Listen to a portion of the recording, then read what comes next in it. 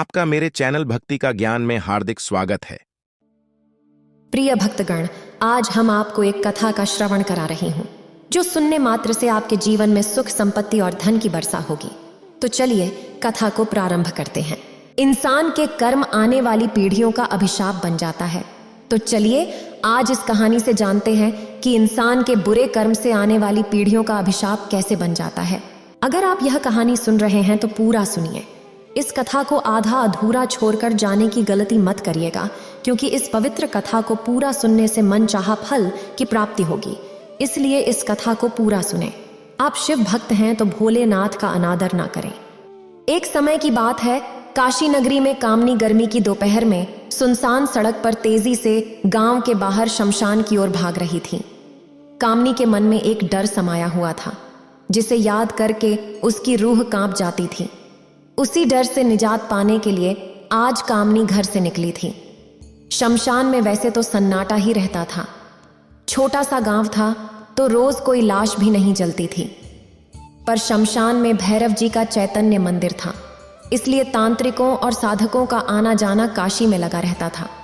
कामनी एक कापालिक के पास पहुंची और कहने लगी, बाबा, मेरी आने वाली बहू को बचा लीजिए। मैं नहीं चाहती कि वह सब मेरी बहू भी झेले जो मैंने 25 साल पहले झेला। बाबा, उसकी रक्षा कीजिए। हाथ जोड़कर कामनी काशी के शमशान घाट में जो साधना करने आई थी, कापालिक के चरणों में बैठ गई और उनसे याचना करने लगी। कापालिक श्रद्धालु नंद जी से याचना कर रही थी, बाबा, मुझ पर रहम करो, मेरी बहू को बचा लो। बाबा श्रद्धालु नंद जी अपने ध्यान में मस्त बैठे हुए थे, सब सुन रहे थे। सुन क्या रहे थे, वह तो सब कुछ जान ही गए थे कि कामनी क्या फरियाद लेकर उनके पास आई है।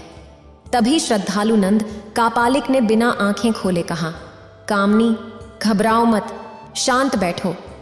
अपना नाम सुनकर कामनी बहुत ही आश्चर्यचकित हो गई और मन ही मन सोचने लगी कि बाबा को मेरा नाम कैसे पता चला। मैंने तो बताया ही नहीं और पहली बार तो बाबा से मिल रही हूं। अगर ये मेरा नाम जानते हैं तो जरूर मेरे आने का कारण भी जानते होंगे। कामनी हाथ जोड़े बैठ गई। अकेली शमशान तक तो आज वह आ गई थी। उसके मन में डर भी था कि अकेले किसी कापालिक से मिलना क्या ठीक रहेगा, पर करती भी तो क्या। जब से सुना था कि कोई कापालिक बाबा शमशान में आए हैं और किसी भी तरह की भूत प्रेत बाधा का निवारण करने की उनमें शक्ति है, तो कामनी ने बाबा से मिलने की ठान ली थी। अकेले आना उसकी मजबूरी थी, क्योंकि बात ऐसी थी कि किसी के सामने कह भी नहीं सकती थी, इसलिए किसी को साथ लाना ठीक नहीं था। वह अकेले ही बाबा से प्रार्थना करने चली आई थी। कापालिक के आगे बोलने की प्रतीक्षा में कामनी टकटकी लगाए बाबा को देखे जा रही थी। लगभग आधे घंटे की प्रतीक्षा के बाद बाबा ने आंखें खोली और बोले, मुझे पता है कामनी, तू यहाँ क्यों आई है। तेरी आने वाली बहू को वह अभिशाप नहीं झेलना पड़े जो तूने झेला था, तेरी सास ने झेला था और तेरी सास की सास ने भी झेला था। तेरे खानदान की पिछली 3 पीढ़ियां श्राप को झेल रही हैं।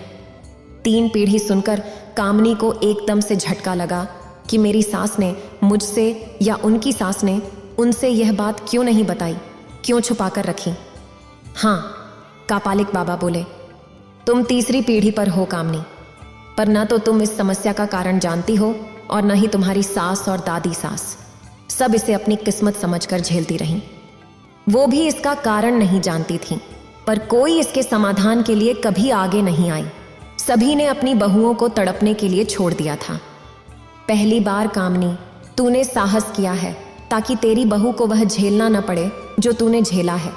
बाबा की बातें सुनकर कामनी बोली, बाबा, आप सब जानते हैं तो इसका निवारण भी करिए और कारण भी बताए। बाबा बोले, निवारण तो हम कर देंगे। कामनी बोली, पर क्या। बाबा बोले, मुझे तुम्हारे घर आना पड़ेगा, तुम्हारे पति और बेटे से मिलना होगा, तभी हम समस्या का समाधान करने की कोशिश कर सकते हैं। कामनी बोली, बाबा, आप कहें तो यहीं मैं उन दोनों को लेकर आ जाऊं। बाबा बोले, नहीं कामनी, मुझे तुम्हारा घर भी देखना पड़ेगा। कामनी बोली, ठीक है बाबा, आप जब उचित समझो तब हमारे घर पधारिए। तब बाबा बोले, आज रात को ठीक 8 बजे हम तुम्हारे घर आते हैं और वहीं सारी बातें करेंगे। कामनी कहने लगी, ठीक है। बाबा और कामनी ने बाबा को प्रणाम किया और अपने घर की ओर चल पड़ी। चलते चलते कामनी के मन में कई तरह की बातें आ रही थीं और इन्हीं विचारों की उथल पुथल में वह घर भी पहुंच गई। लेकिन अपने पति और बेटे को वह सब कैसे बताए जिसके कारण वह बाबा को घर आने का निमंत्रण देकर आई है। उसे अब भी डर लग रहा था और अभी भी वह असमंजस में थी कि अगर कुछ ऊंच नीच हो गई तो क्या होगा, लेकिन अपने पति से तो बताना बहुत जरूरी है। कामनी ने शाम को चाय की प्याली अपने पति बलदेव को पकड़ाते हुए कहा कि बाबा से मिलने और उनके घर आने की सारी बात उसने जो अपने पति को बताई। जैसे ही बलदेव ने कापालिक के घर आने की बात सुनी तो वह चौंक गया। बलदेव की आंखों में गुस्सा आ गया और उसके सामने कामनी अपराधी की तरह बलदेव की बातें सुनती रही। जब बलदेव चुप हो गया तो कामनी बोली, मैंने अपनी शादी के 1 सप्ताह बाद ही डरते हुए अपनी सासू माँ को इस बारे में बताया। पहले तो मेरी सासू माँ की बोलती बंद हो गई थी, पर उन्होंने धीरे से यह कहकर टाल दिया था कि मेरा बेटा कुछ ज्यादा जोश में होगा, क्योंकि मैं नई थी इस घर में। तो मैं आगे कुछ बोल नहीं पाई और न ही मैं आपसे कुछ कहने की हिम्मत जुटा पाई। बाद में मैं पग फेरे के लिए अपने मायके चली गई। वहां मम्मी के पूछने पर सारी बात बताई। मम्मी चौंक गई, पर मुझे जरा भी आभास नहीं होने दिया और हंसते हुए कहा कि नए नए में यह सब होता है। मुझे भी लगने लगा कि मैंने यह सब पहले ही सुन रखा था, तो हो सकता है मेरे साथ कुछ ज्यादा हो गया हो। लेकिन मेरी मम्मी को मन ही मन यह आभास हो गया था कि कहीं कुछ तो गड़बड़ है। मेरे आने के बाद गांव के पंडित सत्यदेव जी, जिन्हें काली का सिद्धि प्राप्त थी, उनके सामने मम्मी ने सारी बात बताई। उन्होंने कहा कि यह कुल दोष है। जिस घर में तेरी बेटी ब्याह करके गई है उस घर की बहुओं को यह श्राप भोगना पड़ता है, लेकिन अब परेशानी नहीं होगी। जब मम्मी ने कारण और निवारण पूछा तो उन्होंने अपनी असमर्थता जताई और कहा कि वे इस बारे में कुछ नहीं कर सकते और इससे आगे कुछ नहीं बता सकते कि क्या होने वाला है। पर उन्होंने इतना आश्वासन जरूर दिया कि मुझे जीवन भर अब कोई तकलीफ नहीं होगी और मेरी मम्मी को संतोष हुआ कि चलो जो भी है मेरी बेटी अब ठीक रहेगी। पर मन में वह सदा डरती रहती थी कि कहीं कोई अनहोनी मेरे साथ न हो जाए। साल भर बाद मन्नू की शादी की बात चल रही थी। मम्मी ने मुझे एक दिन वो सारी बातें बताईं जो पंडित सत्यदेव ने उन्हें बताई थीं। मैं चौंक गई और बोली, मम्मी, जो मेरे साथ हुआ वो मेरी बहू के साथ भी होगा? तो मेरी माँ ने कहा, हाँ बेटी। मेरे लिए मेरी माँ का हाँ कहना किसी सदमे से कम नहीं था। मैं उसी दिन उस श्राप से मुक्ति के लिए खुद पंडित जी से मिली। उन्होंने मुझे बताया कि बेटी, कोई उच्च संशान साधक या कापालिक जो वाम मार्गी सिद्धियों का स्वामी हो, वही इस श्राप का कारण जान सकता है और तुम्हारे कुल को इससे मुक्त कर सकता है। साधारण साधक जो 7वीं आराधना करते हैं उनके लिए यह खेल नहीं है। तभी से मैं अपने गांव में भैरव मंदिर आने वाले कापालिक बाबाओं और साधकों के बारे में रूपमती मेहतरानी से जानकारी लेती रहती थी। कल उसने मुझे बताया था कि शमशान में एक उच्च साधक कापालिक बाबा आए हुए हैं और मैं आज उनसे मिलने चली गई। जब मैं शमशान में पहुंची तो उन्होंने बिना आंखें खोले ही मेरा नाम लेकर मुझे बैठने का आदेश दिया। मेरे बिना पूछे ही बाबा ने मेरे आने का कारण भी बता दिया और समाधान करने का आश्वासन भी दिया। जब मैंने आगे बात करना चाही तो बाबा बोले कि वे मेरे घर आकर मेरे पति के सामने यह करेंगे और आज रात। मैंने बाबा को आने के लिए कह दिया। अब उसका पति कहने लगा। कामनी की बात सुनने के बाद वह थोड़ा चिंतित हो गया। बलदेव की चिंता उसके चेहरे से साफ झलक रही थी। बलदेव ने कामनी की सारी बात सुनने के बाद चिंतित स्वर में कहा, कामनी, शादी के बाद क्या हुआ था ये तो बताओ। कामनी ने बताया कि हमारी शादी की पहली रात को जब आप हमारी सुहाग की सेज पर आए तब तक आप पूरी तरह से सामान्य थे, लेकिन आधी रात के बाद आप अचानक इतने क्रूर हो गए कि सारी रात आपने मुझे अपने आगोश में लेकर मुझ पर जंगली भेड़िए की तरह टूट पड़े। पूरी रात आपने मुझे झकझोरा। मैं थक कर चूर हो गई और आप मुझे शिकार समझकर बार बार झपट्टा मार रहे थे। सुबह होते होते आप तो गहरी नींद में चले गए, पर मेरे हाथ पैर और शरीर का हाल बेहाल हो गया। मेरे पांव में दर्द हो रहा था। न उठने की हिम्मत थी और न ही आपसे कुछ कहने की। मैं चुप थी, क्योंकि कुछ कह भी नहीं सकती थी और इसे अपनी किस्मत समझ रही थी। दूसरे दिन नहा धोकर घर के रीति रिवाजों में व्यस्त हो गई।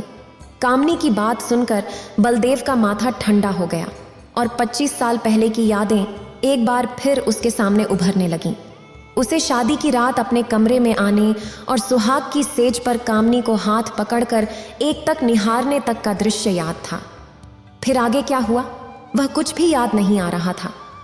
सीधे सुबह उठते ही वह दृश्य याद आ रहा था जिसमें वह खुद को बहुत थका हुआ महसूस कर रहा था। बलदेव बहुत गहरी सोच में जाकर जो कामनी ने कहा उसे याद करने की कोशिश कर रहा था, पर कुछ भी याद नहीं आ रहा था। वह आश्चर्यचकित और आंखें फाड़कर कामनी को देखे जा रहा था।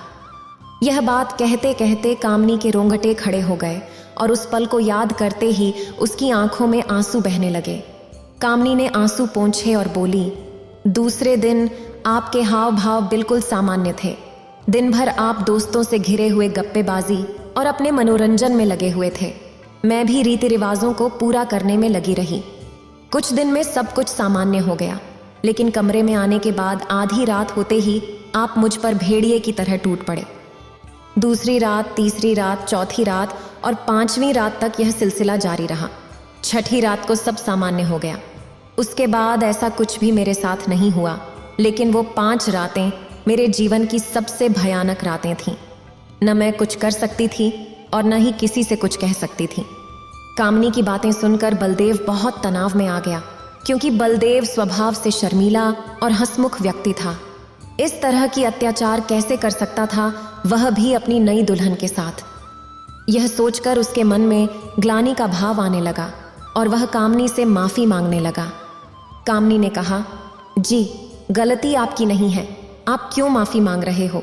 जो कुछ हुआ हमारे परिवार पर किसी अभिशाप के कारण हुआ है, और जो मेरे साथ हुआ वह मेरी बहू को न झेलना पड़े, इसके लिए मैं पहले ही उसका समाधान करूंगी, फिर मेरे बेटे की शादी करूंगी।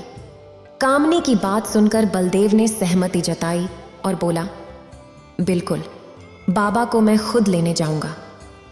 कामनी ने भी अपनी सारी सहमति दे दी। बलदेव शाम होते ही शशान की ओर चल पड़ा। धूल से भरी सड़कें उस समय बिल्कुल सुनसान थीं। बलदेव घर से टॉर्च लेकर निकला था, क्योंकि गांव में स्ट्रीट लाइट नहीं होती थी और सड़कें भी ऊबड़ खाबड़ होती थीं। गर्मियों में 7:30 बजे तक भी हल्का उजाला होता है, लेकिन उस दिन कृष्ण पक्ष की 14 होने से अंधेरा गहराने लगा था। गांव छोटा था और अधिकतर लोग कृषि कार्यों में लगे हुए थे, इसलिए ज्यादातर लोग खेतों से घर वापस आ रहे थे। रास्ते में किसी के मिलने की संभावना नहीं थी। बलदेव जी भी एक किसान थे। वह अपनी खुद की खेती न करके बटाई पर दे देते थे। जमीन अच्छी खासी थी तो बटाई के रूप में अच्छे पैसे आ जाते थे।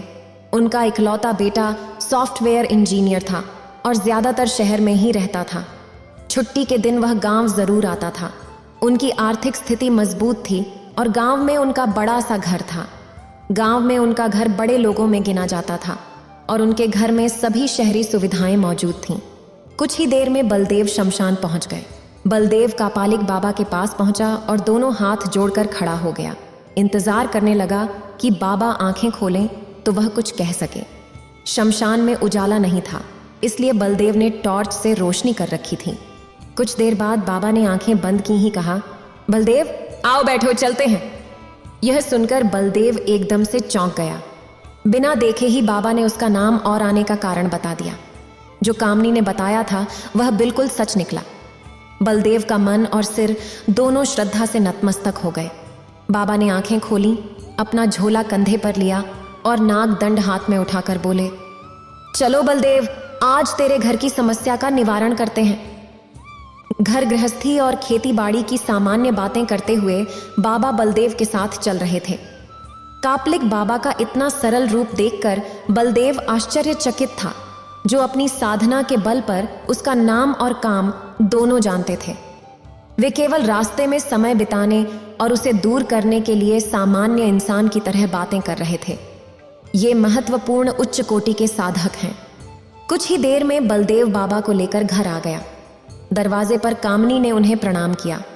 बाबा ने आशीर्वाद की मुद्रा में हाथ उठाया और अपने झोले से 2 काले धागे रक्षा सूत्र के रूप में निकाले और बलदेव और कामनी को बांधने को कहा। दोनों ने वह रक्षा सूत्र बांध लिए। तभी बाबा ने घर की दहली के अंदर पैर रखा। बाबा को सारा कारण और निवारण पता था, इसलिए वे पहले ही सारी तंत्र सामग्री साथ लेकर आए थे। वैसे भी जो लोग तंत्र के साधक होते हैं वे सामान्य रक्षा, कवच और नकारात्मक शक्तियों से बचाव के मंत्र तंत्र से तैयार रहते हैं। अचानक कौन सी शक्ति कब किस तरह का हमला कर दे कई बार पता नहीं होता है। कामनी ने पहले ही एक पलंग पर बाबा के बैठने की सुंदर व्यवस्था कर रखी थी, लेकिन जो उच्च कोटि के साधक होते हैं वे दूसरों के आसन पर नहीं बैठते और न ही अपने आसन पर किसी को बैठने देते हैं। बाबा ने भूमि पर अपना आसन लगाया और बैठ गए। उन्होंने कामनी और बलदेव को भी बैठने के लिए कहा। फिर उन्होंने एक हाथ में उड़द के कुछ दाने लेकर मंत्र पढ़ा और बोले, बलदेव, ये दाने अपने घर के कोने में जो कुआं है उसमें डाल कर आओ। डालने के बाद पीछे पलटकर मत देखना, सीधा यहीं आना। बाबा ने अपने साथ लाए दीपक में सरसों का तेल डाला और उसे जलाकर मंत्रोच्चारण करने लगे। जैसे ही बलदेव ने कुएं में उड़द के दाने डाले, एक चीख की आवाज कुएं से निकली। उधर बाबा के सामने जो दीपक जल रहा था उसकी लौ अचानक तेज हो गई, जैसे कोई हवन कुंड की ज्वाला हो। कामनी तो एकदम से चौंक उठी और डर भी गई, पर बाबा ने अपने अभय मुद्रा में हाथ किया और उसे बैठे रहने का इशारा किया। इतने में बलदेव भी पास आकर बैठ गया, जिससे कामनी का डर थोड़ा कम हुआ। बाबा ने लगभग आधे घंटे तक मंत्रोच्चार किया, जिसके बाद दीपक की लौ में एक काली आकृति उभरने लगी। वह आकृति पहले उभरी और फिर गायब हो गई। ऐसा 2 बार हुआ, लेकिन कापालिक बाबा ने बिना कुछ क्रिया किए अपना मंत्र जाप चालू रखा। जैसे ही तीसरी बार आकृति उभरी, बाबा ने तुरंत अपनी झोली से भभूत निकालकर दीपक के चारों तरफ एक गोला बना दिया। अब वह आकृति साफ दिखाई दे रही थी। वह एक 20-22 साल के लड़के की आकृति थी, जिसकी आंखों में इतनी लाली थी जैसे जलता हुआ अंगार रखा हो। गुस्से में उसका चेहरा तमतमा रहा था। तभी दीपक में उभरे हुए उस चेहरे ने जोर से कहा, मैं तेरे हाथ आने वाला नहीं हूं कापालिक, मैं इसकी कई पीढ़ियों तक बदला लूंगा। अभी तो 4 ही पीढ़ी हुई हैं, मैं इन्हें छोड़ूंगा नहीं। मैं अपनी संतान को जन्म दूंगा। इस परिवार ने मेरे साथ धोखा किया है। बलदेव और कामनी बड्ढे ध्यान से उस दीपक की लौ से आ रही आवाज को सुन रहे थे। तभी बाबा ने सरसों के कुछ दाने दीपक में डाल दिए और दीपक की लौ में दिखने वाली आकृति तिलमिला उठी, जैसे वह बाबा पर हमला करना चाहता हो। लेकिन कापालिक बाबा सिद्ध योगी थे, वह आकृति उसका कुछ नहीं बिगाड़ पाई। फिर वह बलदेव पर सवार हो गया। बलदेव चीखने लगा। दीपक की लौ से वह चेहरा गायब हो गया। यह देखकर कामनी बहुत डर गई। बलदेव झूमने लगा। उस युवक की आत्मा ने बलदेव के शरीर को अपने कब्जे में करने की कोशिश की थी। घबराते हुए कामनी बोली, बाबा, यह क्या हो गया? बाबा बोले, डरो मत बेटी, मैं निवारण करूंगा, अभी चला जाएगा वह आत्मा। कापालिक बाबा ने कामनी को धैर्य बंधाया। कापालिक बाबा ने फिर से भभूत ली और हथेली चौड़ी करके बलदेव की तरफ फूंक मारी। बलदेव सामान्य होने लगा। कापालिक बाबा ने कामनी को इशारा करके बलदेव पर पानी के छींटे मारने को कहा। बलदेव सामान्य हुआ और पानी का पूरा लोटा पी गया। दीपक की लौ में फिर से वह चेहरा आ गया। जैसे ही चेहरा उभरा, बाबा ने कड़क आवाज में उसे आदेश दिया, तू चला जा इस घर से। क्या चाहिए तुझे? वह चेहरा बोला, तुम मुझे वह नहीं दे सकते जो मुझे चाहिए। मेरा काम पूरा होगा तब मैं चला जाऊंगा। बाबा ने कहा, तू जो कह रहा है वह गलत है। तेरी मुक्ति नहीं होगी तो तेरी आत्मा और भटकेगी। मैं तुझे मुक्ति दिला दूंगा। कापालिक बाबा बड़े आत्मविश्वास से कहने लगा। वह कहने लगा, नहीं, मुझे मुक्ति नहीं, मुझे बदला लेना है इस परिवार से। तुम मुझे मेरा प्यार दिला सकते हो, मुझे केवल मेरा प्यार चाहिए। मेरे साथ बेवफाई की है उसने, मैं उसका बदला लेकर ही रहूंगा। वह चेहरा गंभीर होकर बोलने लगा। कापालिक बाबा ने पूछा, तू कौन है? क्या हुआ था तेरे साथ? तभी दीपक की लौ लहराने लगी और उस रोशनी में जो चेहरा था वह उदास हो गया और धीमे से आवाज आई, मैं रोहन हूं और मैं करमवीर दादा के यहाँ काम करता था। करमवीर दादा की खेती का सारा काम मैं ही करता था। चेहरा इतना कहकर चुप हो गया। कापालिक बाबा ने पूछा, आगे बता, क्या हुआ था तेरे साथ और तू क्यों इस परिवार के पीछे पड़ा है? फिर वह कहने लगा कि कर्मवीर दादा बलदेव के परदादा थे। उनका बेटा कर्मवीर, जो बलदेव का दादा था, मेरी ही उम्र का था। मेरी और कर्मवीर में बहुत अच्छी बनती थी। वह मुझे नौकर नहीं बल्कि दोस्त की तरह रखता था। हमारे बीच बातचीत में बहुत खुलापन था। मेरी शादी छोटी उम्र में हो गई थी। 13 साल की उम्र में ही मेरी दुल्हन रूपमती भी घर आ गई थी। वह मेरे लिए एक दोस्त की तरह थी। मैं अपनी पत्नी से बहुत प्यार करता था। उसके साथ रहना मुझे बहुत अच्छा लगता था। लेकिन हम लोग तब तक केवल रिश्ते में पति पत्नी थे। हमारा कोई संबंध नहीं बना था और न ही हम संबंध के बारे में कुछ अधिक जानते थे। उम्र के साथ आए परिवर्तन हम महसूस जरूर करने लगे थे। मैं रूपमती के इसी आकर्षण के कारण उसके साथ कुछ ज्यादा समय बिताने लगा था। कई बार तो कर्मवीर के पास भी नहीं जाता था और खेत के जरूरी काम निपटाकर अपनी पत्नी रूपमती के पास पहुंच जाता था। रूपमती का और मेरा संबंध अभी बातों तक ही सीमित था। इससे आगे हम अभी नहीं बढ़े थे। कर्मवीर ने बहुत बार मेरे और उसके पास नहीं आने का कारण पूछा तो मैं बहाने बनाकर टाल जाता, लेकिन वह जान गया था कि मैं क्यों उसके पास नहीं जाता हूं। फिर एक दिन कर्मवीर ने अपनी माँ से कहा कि वह तुम्हें काम में मदद करेगी। तुम क्यों ना रोहन की दुल्हन को भी काम के लिए बुला लिया करो। तो कर्मवीर की माँ को यह बात जम गई।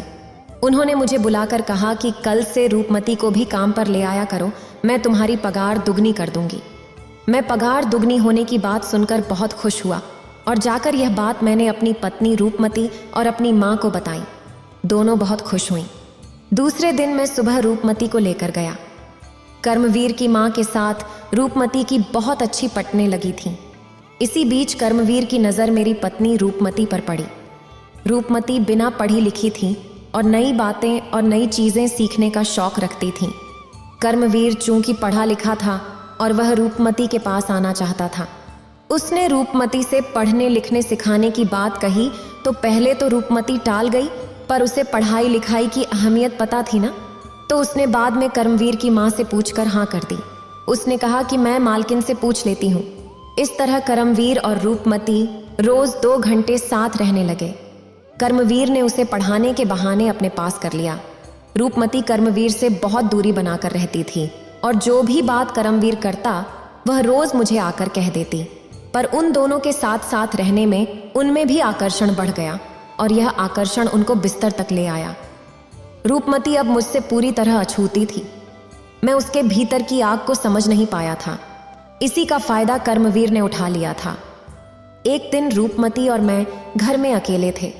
तब रूपमती ने मुझे जो कहा कि मैं अभी पहली बार रूपमती के इतने पास आया।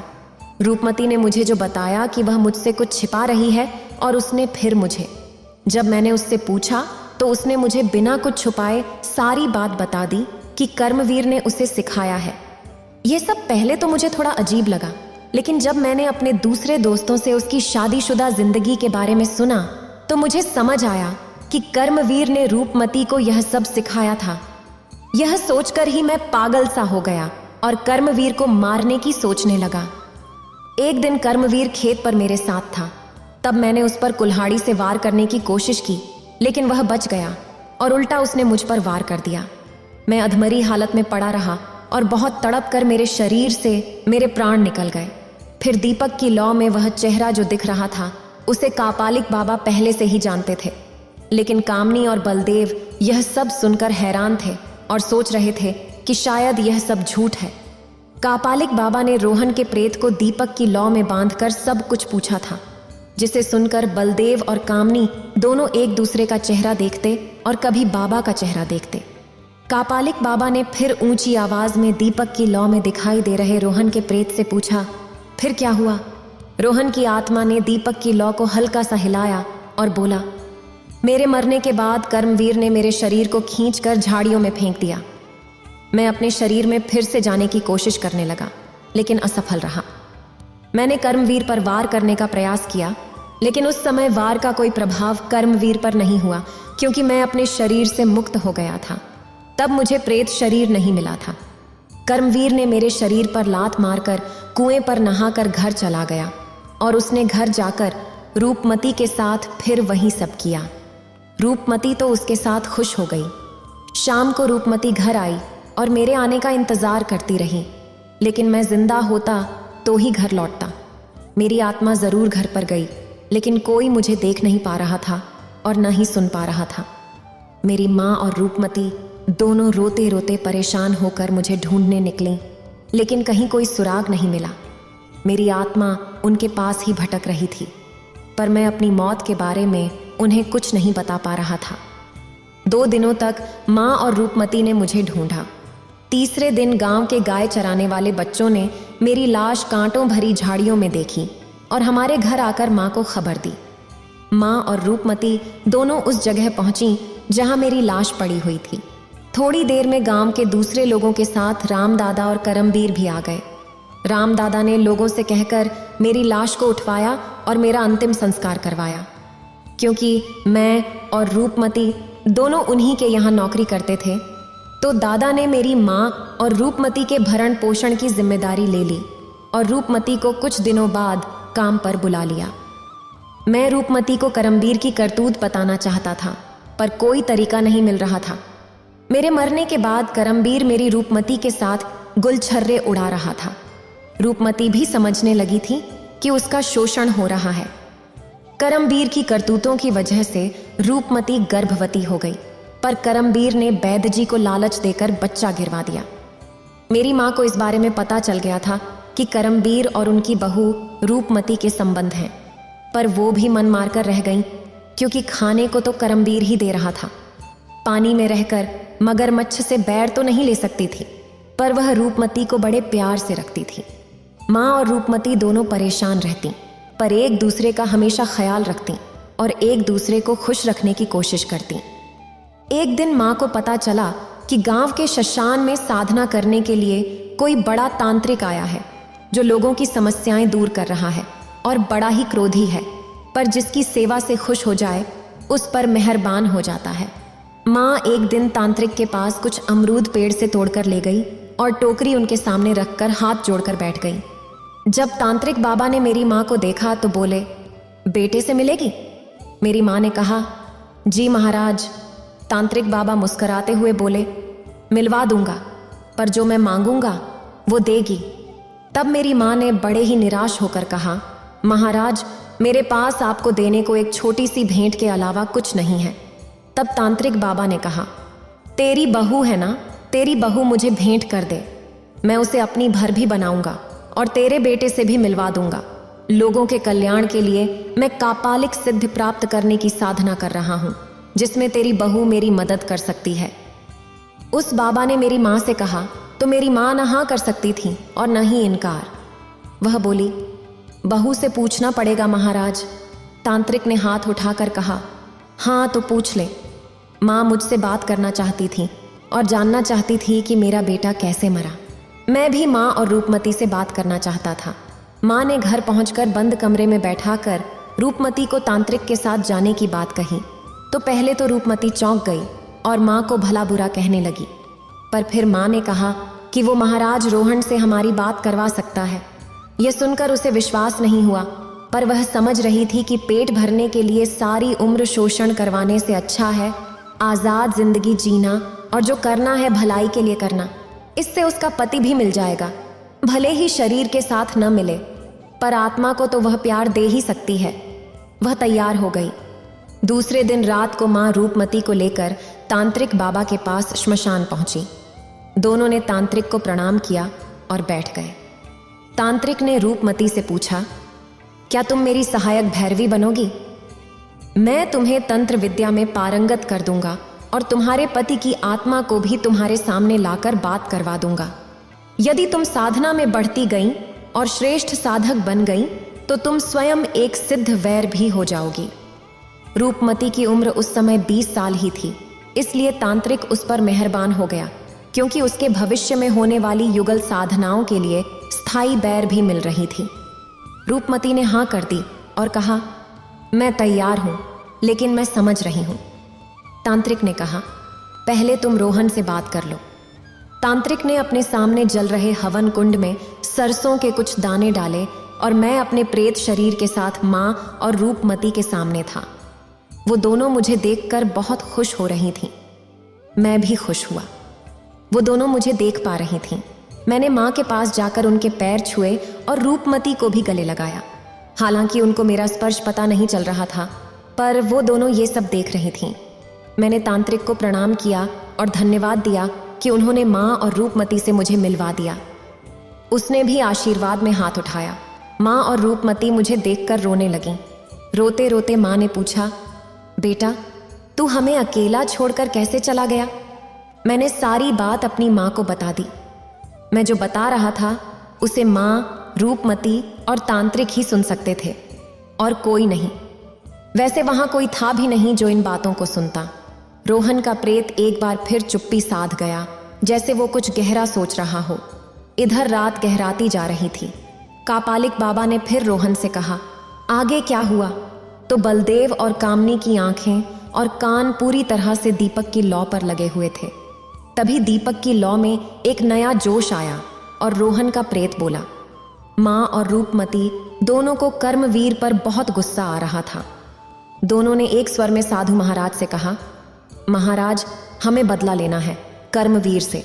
आप जो कहेंगे हम करेंगे। तांत्रिक ने मेरी माँ और रूपमती को पूरा विश्वास दिलाया कि वह उनकी मदद करेगा, बस रूपमती साधना में उसकी सहायक बन जाए।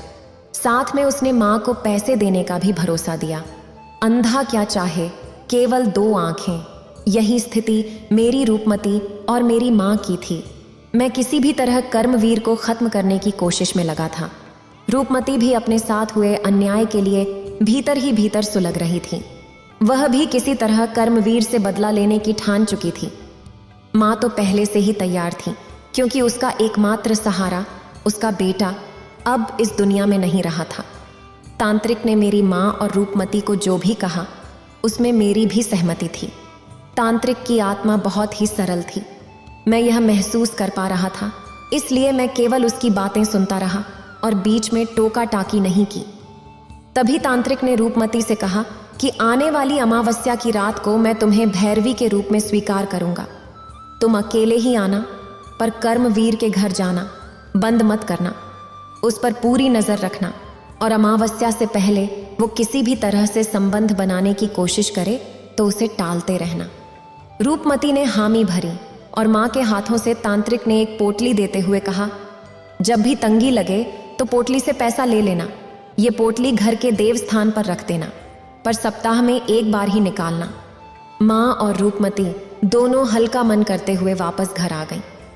अमा बस 1 सप्ताह की बात थी, पर रूपमती इस बीच तांत्रिक से मिलने पहुंच गई। मैं ये सब देख रहा था, पर मैं किसी को दिखाई नहीं दे रहा था। ये मेरी मजबूरी थी। रूपमती के पहुंचने से तांत्रिक खुश था। रूपमती ने उसकी सेवा की, पर तांत्रिक ने उसका कोई गलत फायदा नहीं उठाया। रूपमती को अपनी शिष्या की तरह ही देखा, क्योंकि उस तांत्रिक की आत्मा बहुत पवित्र थी।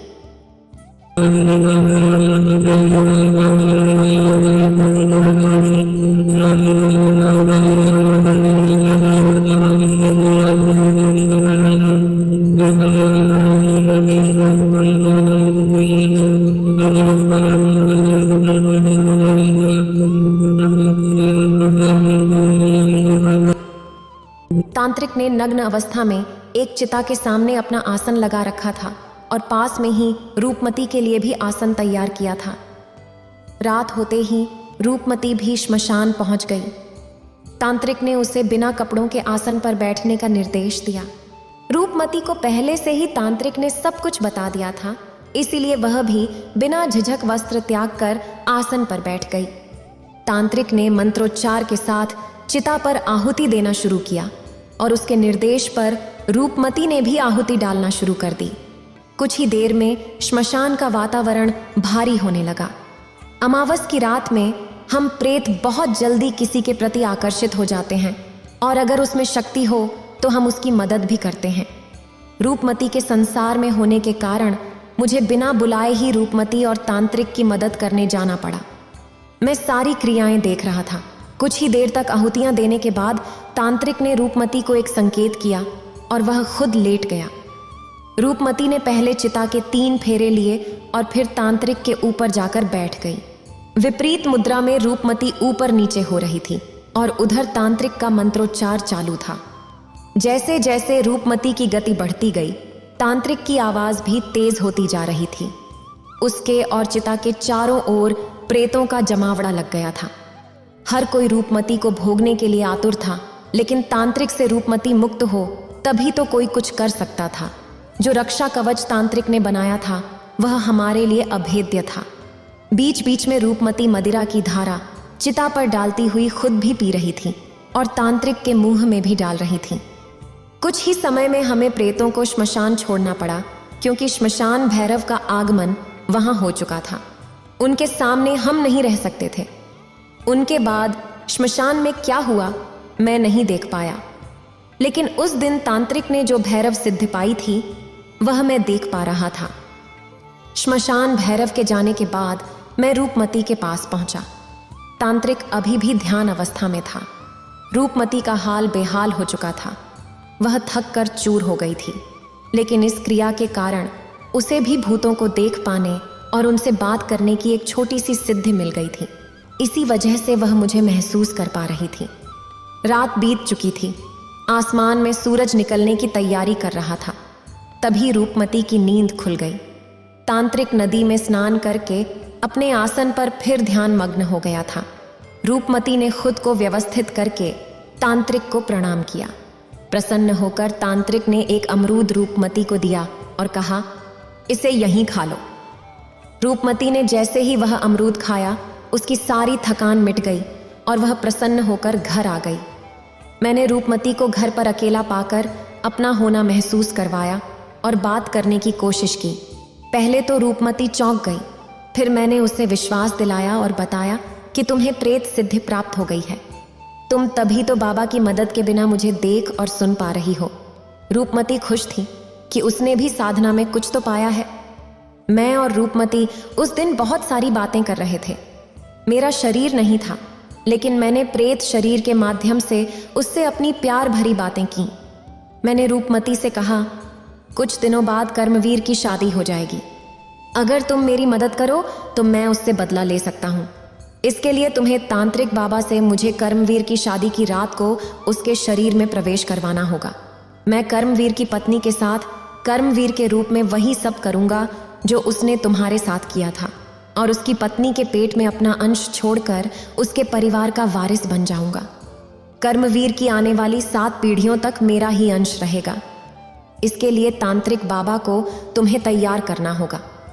रूपमती ने मदद करने के लिए हाँ कर दी और तांत्रिक को रिझाने में लग गई। एक दिन तांत्रिक को प्रसन्न देखकर उसने मेरी इच्छा बता दी। तांत्रिक बहुत ही भला था। उसने कहा कि यह तो गलत काम है, तुम्हारा जीवन तो नरक हुआ, क्यों तुम विवाहिता का जीवन नरक करना चाहती हो? बदले की आग कभी ठंडी नहीं होती, बढ़ती ही जाती है। इस आग में जलोगे तो न तो तुम्हारी मुक्ति होगी और न ही तुम्हारे पति की। पर रूपमती भी अड़ गई। वह तांत्रिक से कहने लगी कि केवल एक बार ही इस काम में मैं तुम्हारी मदद करूंगी। तांत्रिक ने रूपमती को आश्वासन दिया और फिर कहा कि फिर कभी मैं इस काम में तेरी मदद नहीं करूंगा। रूपमती ने हाँ कर ली और प्रणाम करके खुशी खुशी अपने घर आ गई। कुछ दिनों बाद कर्मवीर की शादी हुई। शादी के बाद वाली रात को ही तांत्रिक ने मेरे प्रेत शरीर को कर्मवीर के शरीर में प्रवेश करने की शक्ति प्रदान कर दी। मैं उस रात कर्मवीर के शरीर में प्रवेश कर गया, उसकी पत्नी के साथ पूरी रात गुजारी और अपने बीज को उसके पेट में छोड़ दिया। उस बात को न कर्मवीर समझ पाया और न ही उसकी पत्नी कि उसकी कोख में एक प्रेत जीव है। 9 महीने का समय पूरा होने पर एक लड़के का जन्म हुआ। उसके यहाँ सब लोग खुश थे। बच्चे के नामकरण संस्कार के लिए काशी के विद्वान पंडित को बुलवाया गया। पंडित ने जन्म कुंडली बनाई तो चिंतित हो गया और कर्मवीर को अलग बुलाकर कहा कि इस बच्चे के रूप में आपके घर में कोई प्रेत आत्मा आई है। यह आप और आपके परिवार को खत्म करने आई है। यदि परिवार का भला चाहते हो तो इसको मार डालो, वरना पूरा घर खत्म हो जाएगा। कर्मवीर भी यह सुनकर चिंतित हो उठा, पर उसने यह बात किसी को नहीं बताई। बच्चा धीरे धीरे बड़ा होने लगा। एक दिन कर्मवीर अपने घर के कुएं में बच्चे को उठाकर झांक रहा था। तभी उसे पंडित की बात याद आई। उसने बच्चे को कुएं में फेंक दिया और खुद चक्कर आने का बहाना करके मुंडेर पर लटक गया। बच्चे की चीख सुनकर घर के लोग दौड़कर आए और कर्मवीर को संभाला। कुएं में बच्चे को ढूंढा तो बच्चा मरा हुआ था। घर के लोग इसे हादसा मानकर रह गए। तांत्रिक ने रूपमती को साथ रखने की मजबूरी में मुझे एक दिन कर्मवीर के शरीर में रहने का मौका दिया था और मेरा काम हो भी गया था। मेरी किसी और से कोई दुश्मनी नहीं थी। मैं भी रूपमती के कहने पर प्रेत शरीर से मुक्त होकर नए जन्म के लिए तैयार हो गया। रूपमती ने मेरा पिंडदान और अन्य क्रियाएं करके मेरी मुक्ति का रास्ता तैयार करवा दिया था। लेकिन कर्मवीर की यह हरकत एक बार फिर मुझे मात दे गई। मैंने रूपमती को सारी बात बताई और कहा कि मुझे अभी मुक्त मत करो। मुझे इतना ताकतवर बना दो कि मैं इस परिवार की हर नई सदस्य को भोग सकूं और अपना बीज उसकी कोख में डाल सकूं। मेरी इस इच्छा को सुनकर रूपमती भी हैरान रह गई, क्योंकि रूपमती तांत्रिक के साथ रहते हुए अध्यात्म और कर्म संस्कार को समझने लग गई थी। उसने भी अपने मन से कर्मवीर से बदले की भावना निकाल दी थी और लोगों के कल्याण के काम में लग गई थी। उसने मुझे समझाने की बहुत कोशिश की। वह बोली, तुम्हारा बदला पूरा हो गया है। किसी को भी सजा एक बार दी जाती है, बार बार नहीं। क्यों अपनी आत्मा को भटका रहे हो? पर मेरे अंदर बदले की भावना तेज होती जा रही थी। तब तक तांत्रिक भी गांव छोड़कर जा चुका था। जब कभी युगल साधना करनी होती तो रूपमती को बुला लेता था, पर मेरे अंदर बदले की भावना तेज होती जा रही थी। तब तक तांत्रिक भी गांव छोड़कर जा चुका था। जब कभी उसे युगल साधना करनी होती तो रूपमती को बुला लेता था। कुछ साधनाएं रूपमती भी करके सिद्धियां प्राप्त कर चुकी थीं। वह मेरी इच्छा के बिना तांत्रिक की मदद पूरी भी कर सकती थी, यह मैं जानता था। उसने मुझे समझाने की बहुत कोशिश की। वह बोली, तुम्हारा बदला पूरा हो गया है। किसी को भी सजा एक बार दी जाती है, बार बार नहीं। क्यों अपनी आत्मा को भटका रहे हो? पर मेरे अंदर बदले की भावना तेज होती जा रही थी। तब तक तांत्रिक भी गांव छोड़ चुका था। जब कभी युगल साधना तांत्रिक को करनी होती तो रूपमती को बुला लेता था। कुछ साधनाएं रूपमती भी कर चुकी थीं और सिद्धि प्राप्त कर चुकी थीं। वह मेरी इच्छा बिना तांत्रिक की मदद के भी पूरी कर सकती थी, यह मैं जानता था। मैंने उससे कहा कि मैं अपनी जगह कर्मवीर के कुएं में चाहता हूं। तुम मुझे किसी पत्थर में प्रवेश करा दो और उस कुएं में डाल दो जहां बच्चा मरा था। लेकिन उसके पहले मुझे इतना ताकतवर बना दो कि मैं इस परिवार की हर नववधू को भोग सकूं और अपना बीज उसकी कोख में डाल सकूं। कर्मवीर की आने वाली 7 पीढ़ी तक नई दुल्हन 5 रात मेरे बस में रहे और कुछ नहीं चाहिए मुझे। उसके बाद मैं खुद इस परिवार को छोड़कर चला जाऊंगा और बदला लेकर अपने अभिशाप से मुक्त कर दूंगा। रूपमती मेरी बात मानने को तैयार नहीं थी। वो मेरी मुक्ति के लिए प्रयास कर रही थी। वो जानती थी मेरी मुक्ति केवल वही करवा सकती है। इसके अलावा कोई मुझे भविष्य में प्रेत योनि से शायद मुक्त कर सके। मैं यह भी समझ रहा था, क्योंकि मनुष्य की अधिकतम उम्र तो 100 साल होती है, मगर प्रेत की आयु हजारों साल रहती है। कुछ सालों बाद रूपमती जब संसार छोड़ देगी तब मेरी मुक्ति करवाने वाला कोई नहीं होगा। पर मेरा लक्ष्य कर्मवीर के परिवार को बर्बाद करना था। रूपमती मुझे बहुत चाहती थी। वो मेरी बात को मजबूर होकर स्वीकार कर रही थी। रूपमती दिन में कर्मवीर के यहाँ काम करके ही सामान्य इंसान की तरह रहती थी। माँ भी अब चल बसी थी। रात में शमशान में ही रूपमती का मुकाम होता था, इसलिए रूपमती ने 3 रातों तक विभिन्न क्रियाएं करके मेरी आत्मा को इच्छा शक्ति से बांधकर केवल 5 रात की ताकत देकर एक पत्थर में स्थापित कर दिया था। और जब वह काम करने गई तो उस कुएं में वह पत्थर बाल्टी में डालकर नीचे दबा दिया, जो कि मेरा शरीर था। मैंने जो भी चाहा रूपमती ने कर दिया। मैं रूपमती से बहुत प्यार करता था, इसलिए मैंने उसे वचन दिया कि इस परिवार की 7 पीढ़ियों तक नई दुल्हन के साथ 5 रात में रहूंगा। उसके अलावा मैं कोई गलत काम नहीं करूंगा। फिर इस परिवार को मुक्त कर दूंगा। और मैंने कभी कोई गलत काम नहीं किया। लेकिन मेरी कोशिश पिछली 4 पीढ़ियों से असफल रही। मैं इस परिवार की नई दुल्हन की कोख में अपना कोई भी बीज नहीं डाल पाया। पर अब भी मेरे सामने 3 मौके हैं। मैं बदला लेकर रहूंगा, मैं बदला लेकर ही रहूंगा। रोहन का प्रेत चीख चीख कर बोलने लगा। कामनी और बलदेव को तो मानो सांप सूंघ गया हो। दोनों सारी घटना दीपक की लौ में सुनने के बाद स्तब्ध रह गए। कापालिक बाबा ने रोहन के प्रेत को बहुत समझाया कि तुम बदले की आग में जल रहे हो और यह आग तुम्हारे कई जन्म बिगाड़ देगी। मैं तुम्हें मुक्त कर सकता हूँ, मेरा कहा मानो तो। लेकिन प्रेत चीख कर बोला कि मैं नहीं सुनना चाहता, मुझे कुछ और भभक कर।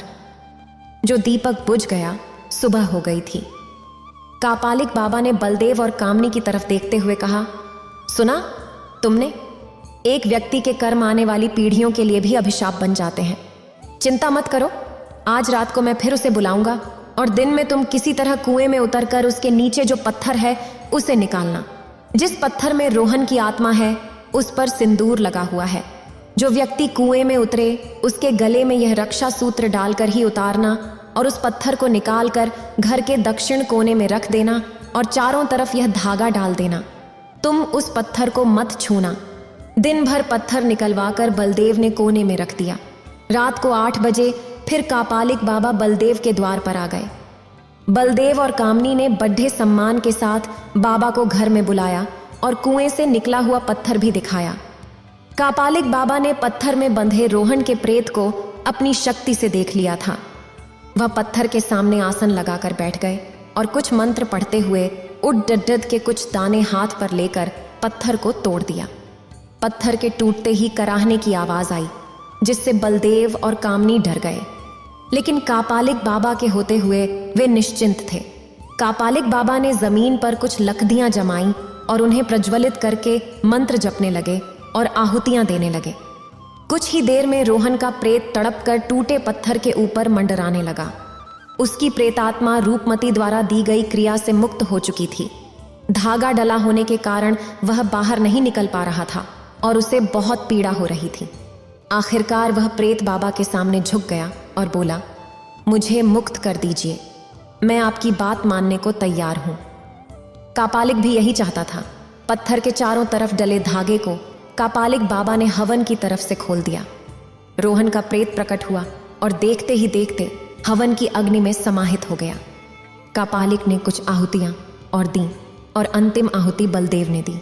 कापालिक ने बलदेव से कहा, सुबह यह राख समेटकर श्मशान ले जाना, वहीं इसका पिंडदान करेंगे। कापालिक ने कुएं के पास जाकर अपने थैले से गंगा जल निकालकर कुएं में डाला और श्मशान की तरफ आ गया। सुबह बलदेव हवन की राख को समेटकर थैले में भरकर कापालिक के पास पहुंचा। वहां पर एक पंडित जी पहले से ही मौजूद थे। बाबा के निर्देश अनुसार पंडित ने नदी किनारे पिंडदान करवाया और रोहन की आत्मा को प्रेत योनि से मुक्त किया। नदी पर स्नान करके बलदेव कापालिक के पास बैठ गया और फिर उस तरफ गया जहां कापालिक था। लेकिन कापालिक बाबा तो गांव छोड़ चुका था। कुछ दिनों बाद बलदेव और कामनी के आंगन में उनके बेटे की शादी हुई। जब नई दुल्हन घर में प्रवेश कर रही थी तो शहनाई की मधुर ध्वनि गूंज रही थी। तभी अचानक कापालिक बाबा प्रकट हुए और नई बहू को सदा के लिए सभी बंधनों से मुक्त करके सुखी रहने का आशीर्वाद देकर अंतर्धान हो गए। अगर आपको ये वीडियो अच्छी लगी हो तो लाइक करें और शेयर करें और मेरे चैनल भक्ति का ज्ञान को सब्सक्राइब करें। आपका धन्यवाद।